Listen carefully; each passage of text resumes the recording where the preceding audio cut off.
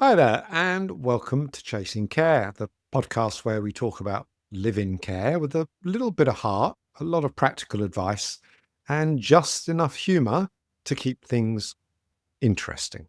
I'm your host, Gavin Chase, and today we're diving into a topic that's on the mind of many private pay clients: how to make the best decisions when it comes to choosing a live-in care service. Now, if you're listening to this, chances are you're looking for care yourself or a loved one, and you want to get it right. And let's be honest, who wouldn't? This is a big decision. It's not like choosing between a takeout option on a Friday night, although if you're anything like me, that decision can feel quite overwhelming after a long week. But here's the thing. Navigating the world of live-in care can feel a little bit like trying to assemble IKEA furniture without the instructions. There are so many pieces, so many steps, and if you're not careful, you might end up with something that looks, well, let's say it's just not what you were hoping for. That's why today we're talking about the risks of making quick or uninformed decisions and how we can avoid them.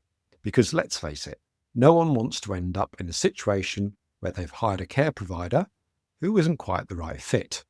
You don't want to be stuck with somebody who thinks live-in care means they get to binge watch their favourite TV shows, whilst you're left wondering, where's the TV remote? One of the biggest risks you see of rushing into decisions is ending up with a care provider who doesn't quite align with what you're looking for. Maybe they're great at some things, but lack the specific skills or experience you need. Or maybe they're a lovely person, but their personality doesn't, mesh with yours. You see, live-in care is such a personal service, and finding the right match is indeed crucial. And then there's the financial side of things. Making a hasty decision can lead to unexpected costs down the line, whether it's because you need to replace a care provider who isn't working out, or because you didn't fully understand the terms of the agreement. It's not just about the money, though. It's about the stress and disruption that can come with having to start the process all over again. What's the best way to avoid these pitfalls? Well, it starts with getting the right guidance.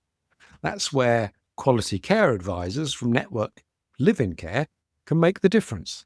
Think of them as your personal GPS for the world of live-in care. They'll help you navigate the twists and turns, avoid the potholes, and get you to your destination without unnecessary detours.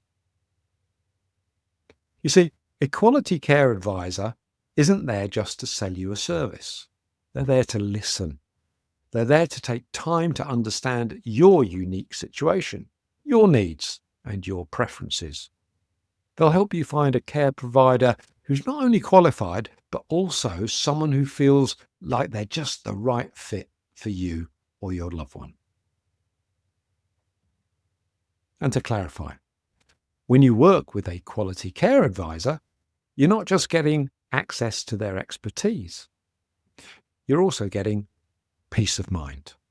Knowing that you've made an informed decision with the support of somebody who truly understands the ins and outs of live-in care can indeed make all the difference.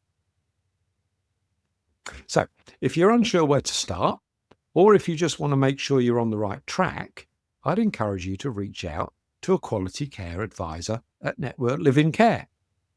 They're here to help, and they'll make the process feel a whole lot less daunting. That's all for today's episode of Chasing Care. Thanks so much for tuning in. And remember, when it comes to live-in care, taking time to make the right decision is always worth it. Until next time, take care of yourself, take care of each other, and maybe treat yourself to a cup of coffee in your favourite mug. You deserve it.